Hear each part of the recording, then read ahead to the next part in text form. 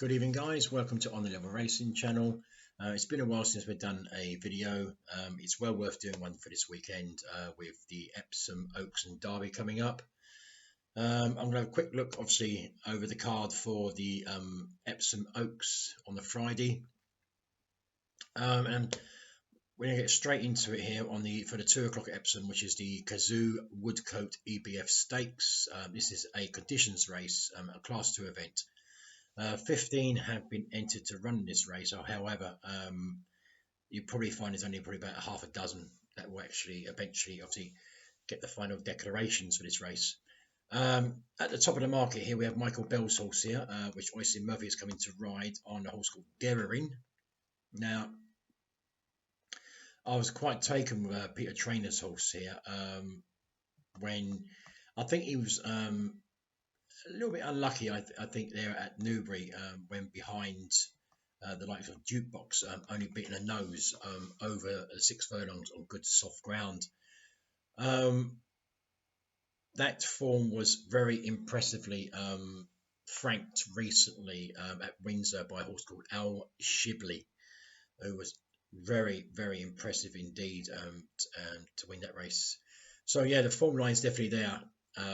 Considering Daring gave £3 to Al Shibley that day and still beat the horse by a length and a half. So, and then this race has really got quite good stats for the favourites winning this race. So it'll be interesting to see how it's the same, obviously, race as goes a conditions race. Previously had one on good soft ground at Ripon over 5 furlongs. When winning by a neck. So yeah, he's had some hard races to start off. So he's definitely a battler. And the fact that Oisin Murphy's absolutely flying over the last 2 weeks with a 25% strike rate, we can't really overlook the fact that both trainer and jockey are in very good form, and the form line speaks volumes through Al Shibley, who I think is a very, very smart horse indeed. Also there we've got a horse called Dusky Prince of Archie Watson's. Now I've just recently watched this race over the 5.5 furlongs race he won at Brighton, and again you couldn't be more impressed by the way the horse went away in the last half a furlong. Hollydale really had to get hold of the horse, and once she stabled the horse running straight, yeah, he went away quite comfortably to win by 2.5 lengths. Well, it says 2 1/4 here, but I would say about 2.5 lengths. Not the strongest of form coming into this race due to what that was good to firm, but I think the horse will get 6 furlongs quite comfortably. Again, at the top of the market, you've got Tom Daskin's horse here, Flaming Rib. Last seen when winning at Nottingham on good soft ground, winning quite comfortably under Jane Elliott. I don't think that's a great form, considering that if we go back to his first run, he was beaten by a horse called Kunan, who I believe, if I just double check, yeah, it's been beaten recently on 2 occasions, and so that would be my slight concern. So I'm going to stick to the top of the market here. I think Michael Bell, he's a yard that hasn't really been firing the last few years. He's a trainer that has earned a lot of respect. I'm quite surprised he's still going, because he's not had that many good horses in the yard over the last 2 or 3 seasons. So I think Derarin is definitely the horse to beat here. I think the Court Horses Company are favourite for the race. Just double check here. We've gone here. Yeah, you can get 9 to 4 on Derarin to win this race. Dusky Prince at 6 to 1. Dusky Prince is quite a big price at 6 to 1.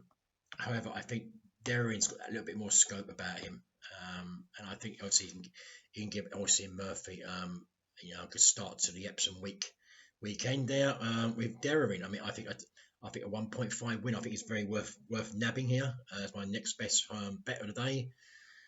So yeah, I'll go Derarin here, 1.5 win at 9 to 4, and that's my MB. That's in the 2 o'clock Epsom Downs, the Woodcote Stakes. we're going to move on to, because there's a few handicaps here I don't really want to get involved in. Next race is going to be the 2:35, which the Coral beaten by a length 3 bet handicap. Again, a class 2 over extended. It's over 8.5 furlongs. Nothing really stands out for me. It's race. There's a couple here. It's got double entries here in the same day. I mean, I think Sheila runs in the last race. Possibly Airbury's been linked for the last race on the day. But I'm going to stick around a horse of Owen Burrows here. Jim Crowley on board. We'll have to give weight all round. And a horse called Murad. Now, I think this horse really needed the run last time out. Only managing 9th last time out on in a listed event at Ascot, over a mile. We're beaten quite convincingly to Oh This Is Us. I think you can probably put the line through the last two runs, Ascot and the Sandon run. If we go back to when he ran over 9 furlongs on Good the Firm Granite Goodwood, when he landed a fairly good race off a mark of 95. I mean, he hasn't won his fair share of races. There are 2 career wins now, but he's had a lot of place runs, and I just think it could be a price here to play. This Murad. At the present time, there is no current prices up for the horse, sadly to say. So, and I can't really get any anti-post price on it either. But I think if I look for something else in the race here, I mean, I can't fancy anything that David O'Mara sends at the moment. Ralph Beckett's form is quite good at the moment. He's got Fox Duty Free in this. Nice Kingman gelding. What else we've got down the bottom here? I mean, Irish Admiral or Willie Haggis, but it's not guaranteed to run. Again, Isin Murphy gets on Cybin Saro's horse in Stunning Beauty. I mean, it's a few you could probably pinpoint here and have a chance here. It's a very, very open handicap indeed. But I'm not too sure what price Murad's going to be for this if it runs. I would probably say if it's above 5 to 1, 5 to 1 and above, it'd be half a point each way. And if it's below 5 to 1, it'd be a 1-point win. So if that gives you any indications, it'd be a bit better. So, like I said, if it's above 5 to 1, it'd be half a point each way. Anything below 5 to 1 will be a 1-point win. That's on Murad in the 2:35 at Epsom. On to the 3:10. This is the first Group 1 of the weekend. This is the Coronation Cup Group 1 British Champion Series over a mile, extended 1.5 miles. I just cannot be honest here. I mean, I can't see Haggis's horse Al Alsi getting beaten here. I mean, 2 from 2 this season or this year already, and both coming at Newbury. And to be honest, yeah, the one he won last time out when taking the Alrayan Stakes, which is also known as the Aston Park at Newbury, was so impressive by 4 lengths. I mean, the turn of foot was just phenomenal over the 1.5 miles. That was on good to soft ground. He's also won over 1.5 miles on good ground when landing the Group 3 surprise stakes earlier back in April. He's a horse that goes pretty well in most ground, really. Good to soft. He's one that, any rain will be beneficial, but I don't think it'd affect the horse much, really. I mean, his price reflects what they think of this horse. 8 to 11 to win the race. This Cedar Stars. So, however, I think very, very hard to beat here. The favourite in this race. So, probably no bet. There's no point looking around for anything each way. I mean, Japan. The horse is just too inconsistent for me. Mogul. Mogul. I can't fancy either. Broom was, you just never know what O'Brien horses are going to turn up here. I mean, he's got 4 Serpentine last year's Fluke Derby winner. Probably one we could probably look at is the Frankel filly here, Alfinista. 25 to 1 for this race. I can't see why it just won't run a bad race. I mean, it beat McAwee by a short head over it at Goodwood last time out back in April when taking a listed event, a fillies event. However, to take on the boys this time might be a bit difficult for her. We've got Pole Driver in now for Winnie Muir and Grassic, who's teamed up this year. I just thought the horse was a bit bit unfit when finishing second there at Moonmarket in the Jockey Club Stakes, beating off a mark of 119. Went down by 2¼ lengths, but what concerned me was the fact that under pressure he didn't really pick up. Just don't forget, this horse last year took at York took the Great Vulture Stakes, so there's no doubt that this horse will stay. I just am a little bit concerned that the ground might be too quick for him. Possibility, even though he has won on good ground. But yeah, with that in mind, he's 8-1 pole driver. There will be his followers of the horse from last year. But again, I can't. If I'm going to look at anything here, if I was going to nap anything, and a big, it would be Al Assi. I mean, I don't want to have a bet. It would be my nap if I did. But 8-11, I mean, I can't force anyone into that race. So it'd just be a learning curve for me. I just want to see how good is Al Assi or Billy Hackers just really is. See who's going to have a star in the yard. Onto the 345. This is the Kazoo handicap. It's a class 2. 15 have been declared over the extended 1.25 miles. Again, here, I mean, I like Roger Varian's horse here. Montefiore, Jim Crowley on board. I think this horse is a star, I think, this year. Owned by Chabot Racing. Varian's coming in very good form recently, and obviously Jim Crowley is running out his skin. It's a nice gelding by Demawi.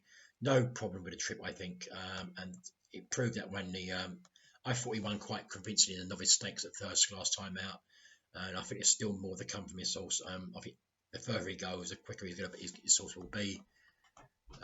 So stepping up to this minor quarter should not be a problem for me. Others in the race, I can't really have anything really. You got Dream With Me in there for Mark Johnston. Again, another Frankel offspring. But Johnston's horses of steam have gone backwards a little bit, and so has Ben Curtis. With Ben Curtis, I actually tipped up to win the jockey title. I thought he had a good chance, but what I've seen so far, I mean, Oisin Murphy can't do nothing wrong at the moment. He's just flying. So I mean, I think, and the fact that this horse hasn't really run up to that quite a category of the selection, I think Dream With Me might find this a bit too much for him.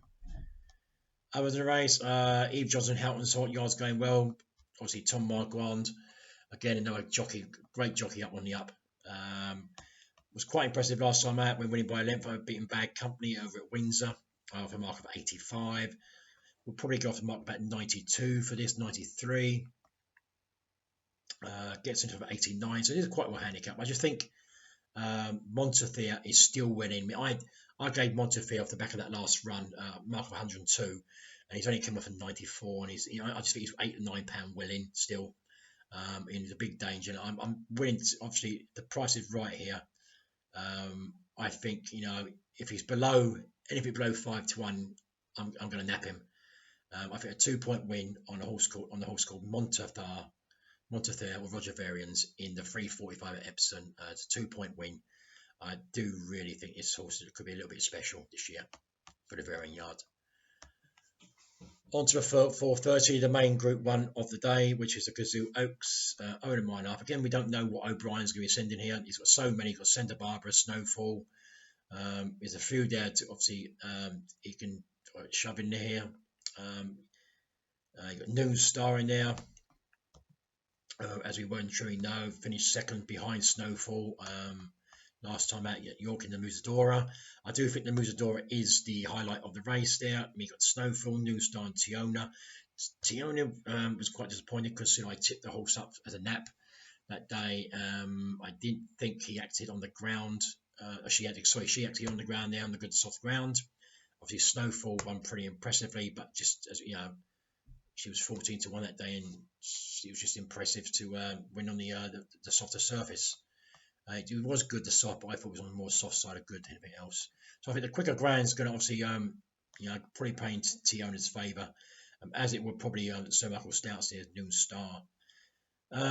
As for looking at, you got Sherbet Lemon here, who was quite an impressive winner when winning the trials for this race off a mark of 84. 28-1 shot outside the field. He would probably got about 93, 94, but he's He's got 8 3/4 lengths to Fireman News Star from when they met at Wetherby back in April. That's a big ask, really.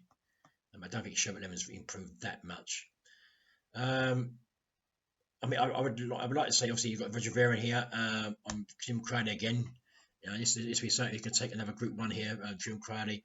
And I think it's always got a cracking chance. I think he was very, very unlucky when in the Cheshire Oaks, when finishing 1 length behind a horse called Dubai Fountain. I thought he stayed on really well all the way to the line. That was on good to soft ground. I do think this horse is going to be much, much better on quicker ground. So I'm willing to take Roger Varian's horse here. It'd be great to see Roger Varian pick up a Group 1 again. And Dubai Fountain's in there, so he's got to reverse that form. But there's no guarantee Dubai Fountain would turn up here. So yeah, I think Zayda. I'll get a price for Zayda actually. So look,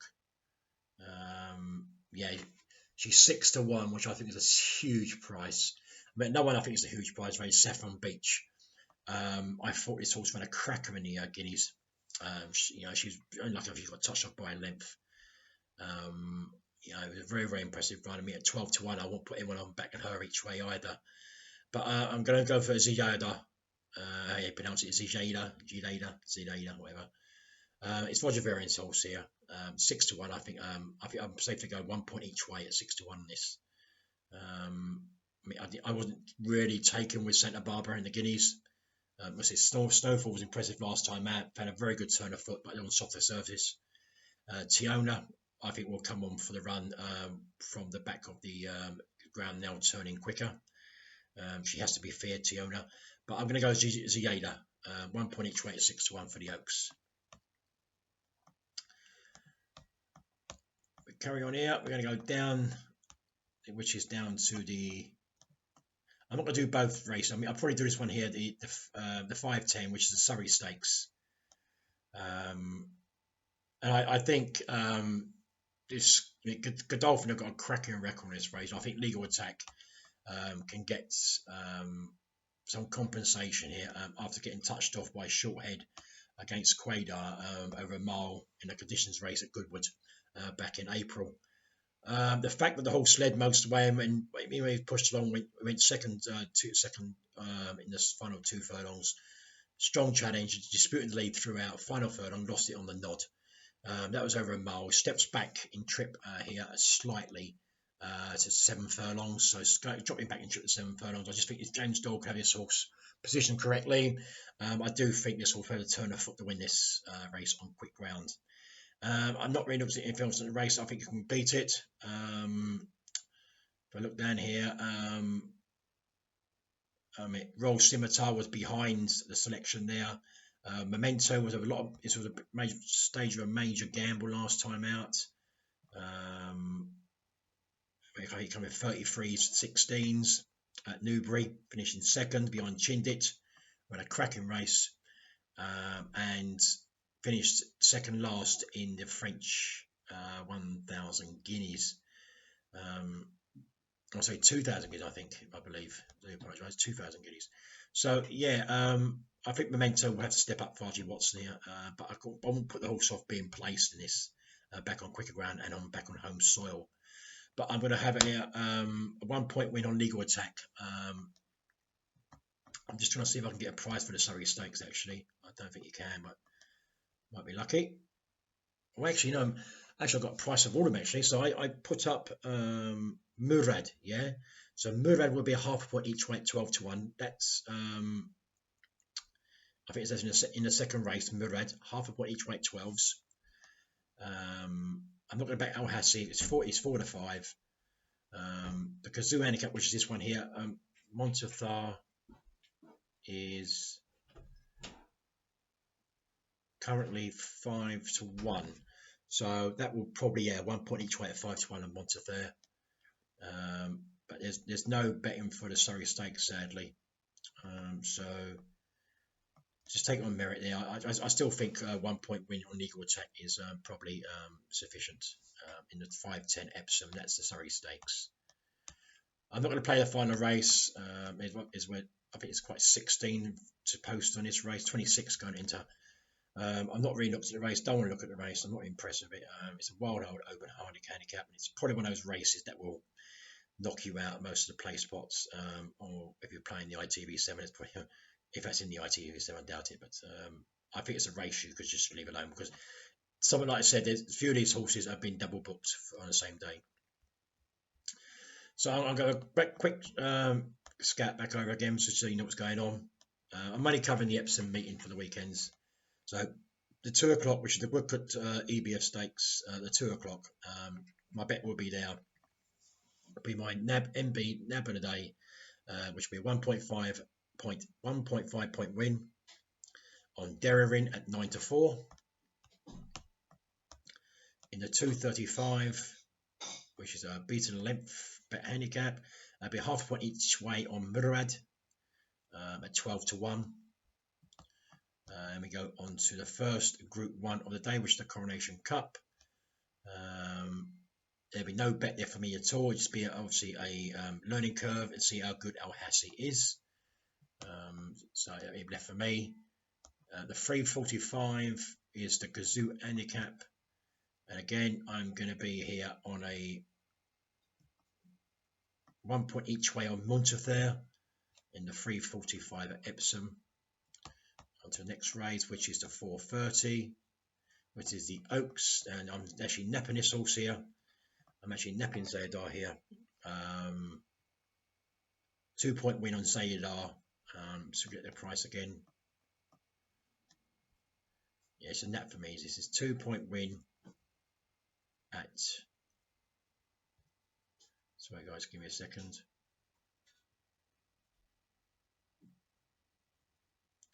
Two-point win at 6 to 1 on Zaydar. It's 2 point win at 6 to 1 on Zaydar.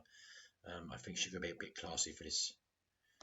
And then the final selection, which is in the 510.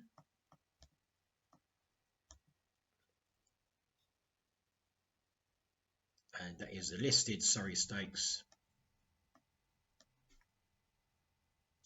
That's Legal Attack, 1 point win on Legal Attack in the 510. So that's the selections for the first day at the Derby meeting.